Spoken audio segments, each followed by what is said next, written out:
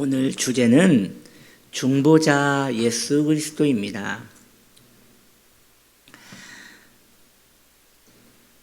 하나님께서 우주를 만드신 이유, 이 우주라고 하는 것은 여러분 저 지구 3층천을 넘어서 대기권을 넘는 그 새카만 우주를 말하는 게 아니라 삼라만상을 말하는 것이죠. 하나님의 모든 창조 세계가 우주죠. 우리 지구도 우주 안에 있는 거잖아요. 하나님께서 이 우주를 만드신 이유는 하나님을 가르쳐 주시기 위하여 웅장한 교실로 만드신 거예요. 그래서 원래 모든 인간은 하나님을 볼 수 없어도 이 우주의 아름다움과 이 우주의 질서를 통하여 하나님은 이런 분이구나. 하나님은 이렇게 공정한 분이었어. 하나님은 이렇게 아름다운 분이었어. 하나님은 이렇게 진실한 분이었어. 이런 걸 깨닫게 되고 하나님을 알아가는 교실로서 우주를 허락하신 거였습니다. 그런데 그게 얼마 가지 못했죠. 왜요? 인간이 타락했거든요. 인간은 타락을 했고, 그러므로 이 우주를 보고 하나님을 알 수 있는 시력이 망가져 버렸어요. 그래서 우주가 우리에게 가르쳐주고 싶은 하나님에 대한 모든 진리를 이제 인간은 볼 수 없게 된 것입니다. 이것이 인간의 한계가 돼버린 거예요. 그러면 눈이 우주를 보고 하나님을 볼 수 있는 눈이 멀어버렸어요. 그런데 여전히 우리 눈은 있잖아요. 영적인 눈은 멀어버렸어도 여전히 우리 눈은 있단 말이에요. 그럼 그 눈으로 무엇을 보느냐? 죄로 말미암아 멀어져 버린 눈은 인간을 6가지 재앙으로 이끄는 아주 안 좋은 일로 돼버린 것이죠. 첫 번째, 여러분도 한번 생각을 해보시기 바랍니다. 이러한 것들을 자신의 삶에 적용을 해봐서 우리의 영적인 시력이 망가져서 하나님을 볼 수 있는 눈이 멀어진 자가 어떻게 되어지는가에 대한 이 6가지를 한번 생각을 해보셔도 좋을 것 같아요. 첫째, 우주를 숭배하게 되었고 우주의 종이 되어 저주와 비참에 빠지게 되었다는 것입니다. 그러니까 원래는 해를 보고 하나님의 아름다움을 찬양해야 하는데 해를 숭배하게 되어버리는 거예요. 저 바다를 보고 하나님의 넓으심을 묵상해야 하는데 저 바다의 깊고 넓은 걸 보고 숭배해버리는 거예요. 뭐 용왕님이 계신다나 하면서 거기에 숭배를 해버리는 것이에요. 두 번째, 하나님 아닌 것을 사랑하게 되었습니다. 눈이 멀어서 이제는 진짜 아름다운 것을 보지 못하고 하찮은 것들에 마음이 빼앗겨 거기에 사랑에 빠지게 된 것이지요. 그 말이 진짜인지는 모르겠어요. 우리 권사님 계셔서 그 말이 진짜인지 모르겠는데 귀금속 이게 진짜인지 가짜인지 이런 걸 그 검사하는 시험이 있대요. 그걸 이제 전문가를 이렇게 길러내는데 그 학교를 가면 무엇을 보여주냐면 이제 예를 들어 다이아몬드라면 이 다이아몬드 진짜인지 가짜인지 보려면 이렇게 막 끼고 이렇게 보잖아요. 그것도 불안하대요. 그걸 껴도 실수를 할 때가 있대요. 그럼 어떻게 하느냐? 진짜 오리지널 완제품, 완전한 거, 완전한 다이아몬드를 계속 보여준대요. 계속 그것만 본대요. 다른 거 안 하고 밥 먹고 계속 그것만 주고 계속 보라고 한대요. 그런데 어느 날 그러다가 가짜를 딱 주면 이걸 끼지 않았음에도 가짜를 딱 보는 순간 이상한데? 라고 안다는 거예요. 뭐가 이상한지 모르겠는데 이상한데? 해서 그때 보면 100% 뭔가 문제가 있다는 것이죠. 우리가 왜 이 세상을 사랑하게 되느냐? 진짜를 보지 못해서 그러신 거죠. 진짜를 보지 못하니까 모조품에 마음이 빼앗겨 그것의 사랑에 빠지게 되는 것이죠. 그래서 모조품을 사랑하게 되면 인간은 비참하게 되는 것이에요. 가장 가까운 예가 자녀죠. 부모가, 특히 어머니가 자녀를 사랑하는 것이야말로 얼마나 자연스러운 것입니까? 그런데 모조품이에요. 얼마 가지 않아요.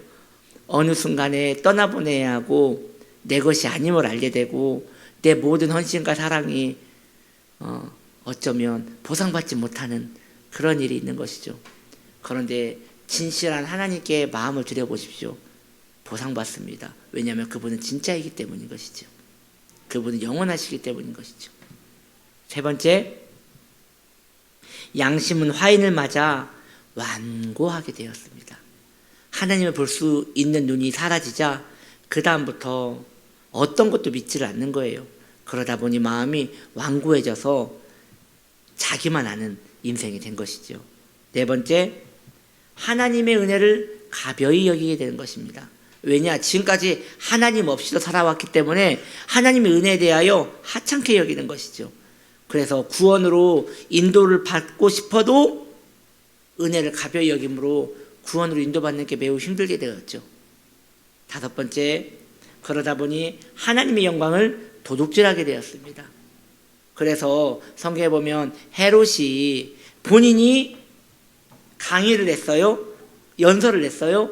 그때 성경에서는 그가 하나님께 영광을 돌리지 않으므로 벌레가 와서 먹어버렸다라고 이야기하잖아요. 이러한 예들이 늘 우리의 삶에 있는 거예요. 꼭 내가 한 것 같이, 내가 열심히 운동해서 건강한 것 같이, 내가 잘 먹어서 건강한 것 같이, 내가 잘 생활해서 가족들이 잘 지내는 것 같이, 그거 다 하나님의 영광을 도둑질하는 것입니다. 모두 하나님이 하셨죠. 모두 하나님의 은혜였죠. 우리가 말로는 그렇게 해도 그것을 인정하는 것이 매우 힘든 것이에요. 왜냐하면 내 노력으로 되었다는 이런 마음이 있기 때문인 것이죠. 마지막 여섯째로, 죄로 오염이 되어서 그 결과로 자기를 파괴하는 거예요. 인간이 죄로 오염이 되면 자기를 파괴합니다. 그러니까 즐거우려고 했는데 그게 자기를 파괴하는 거예요. 전에 제가 호주를 갔는데 그 시드니 갔었거든요. 시드니에 가서 어느 공원을 갔는데 화장실을 가려고 갔는데 그때 인상 깊었던 게 두 가지예요. 뭐냐? 그 소변기가 굉장히 높아요.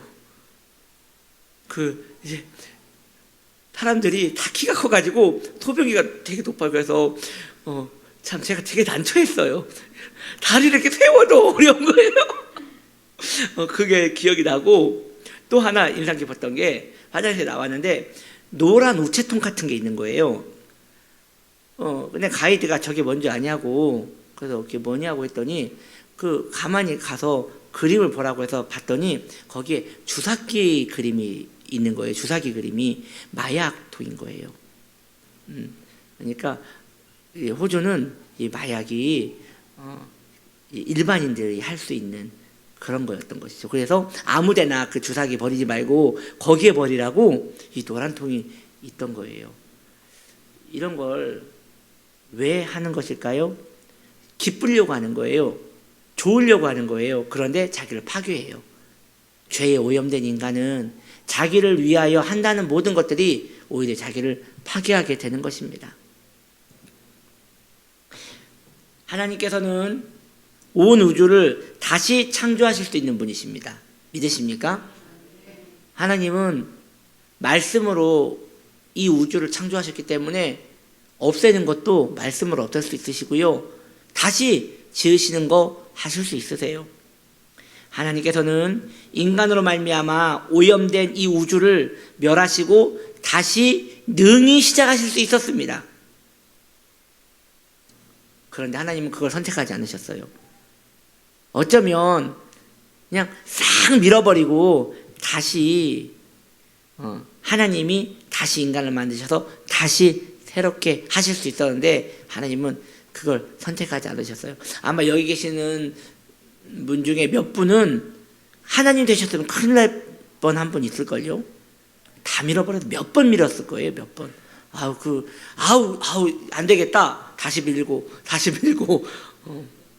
근데 우리 하나님은 다행히 여러분과 같지가 않아서 기다려 주셨어요. 계속 기다려 주세요. 그래서 우리 하나님은 여러분 따라하시기 바랍니다. 길이 참으신 하나님. 예, 얼마나 좋으신 하나님이신지. 그래서 하나님께서는 독생자를 통해 부패한 인간을 치료하기로 결심을 하십니다. 예수 그리스도는 하나님과 인간을 유일하게 연결할 중보자세요. 예, 중보자예요. 하나님은 인간을 진노 가운데 보기 때문에 그를 잡을 수 없어요. 인간은 죄인이기 때문에 하나님을 볼 수가 없어요. 중간 매개체가 필요해요. 그게 바로 우리 예수님이신 거죠. 우리 예수님이 하나님의 손을 잡고 인간의 손을 잡고 그 중간을 이어주신 것이죠. 하나님의 유일한 원칙이십니다. 이 중보자를 통해서만 내가 너희를 보겠다. 하나님의 유일한 원칙이세요. 믿으십니까? 네, 하나님의 유일한 원칙이세요. 그러므로 다원주의, 모든 진리는 하나로 통한다.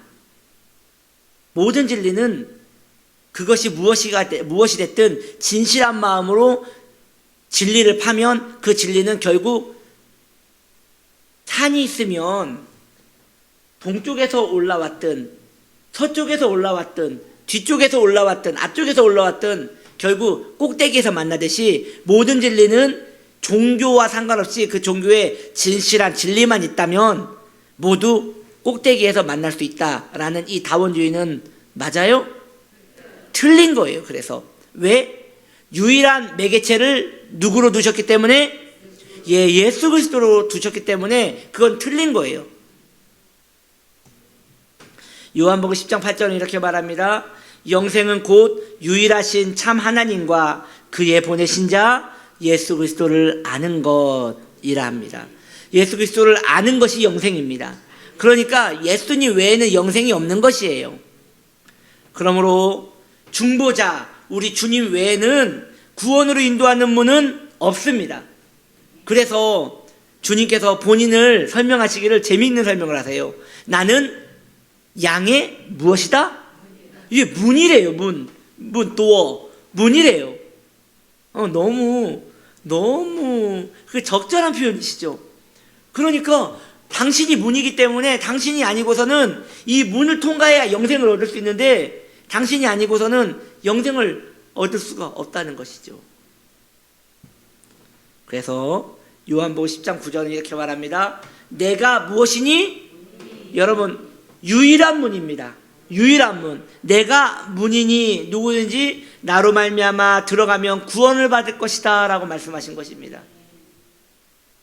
그러나 오만하고 어리석은 사람들은 중보자 없이도 구원을 받을 수 있다고 생각합니다. 그들은 진리는 모두 하나이기 때문에 진실하게 그 진리를 파면 모두 구원에 이를 것이라고 말합니다. 이걸 어떠한 종교에서는 열반이라고도 말하고요. 어떠한 종교에서는 그것을 극락이라고도 얘기를 합니다. 예, 그렇지 않습니다. 유일한 문은 우리 주 예수님밖에 없는 것입니다. 죄에게 빼앗긴 영생은 그리스도를 통해서만 다시 얻을 수 있습니다. 우리에게 원래 인간에게는 영생이 있었지요. 아담이 가지고 있었지요. 그런데 죄가 들어와서 그걸 빼앗겨 버렸어요. 다시 받아와야 하잖아요. 못 받아요. 오직 예수님 안에서만 받아올 수 있는 것이에요. 그런 의미에서 저는 여러분들에게 묻고 싶습니다. 여러분은 예수를 믿으십니까? 다 새신자시군요. 오늘 예배 끝나시고 모두 면담 돌아갑니다. 여러분들은 예수를 믿으십니까? 예수님 여러분의 구주가 되십니까? 예수님을 사랑하십니까?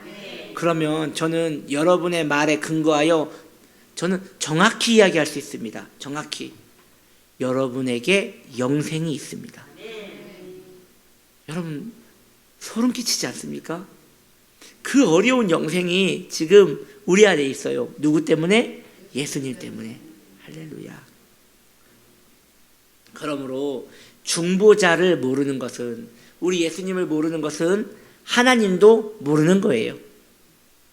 그러니까 나는, 여러분, 여호와의 증인 있잖아요. 그것이 가짜인 이유가 그래서인 거예요. 예수님이 아니고서는 하나님을 알 수 없어요.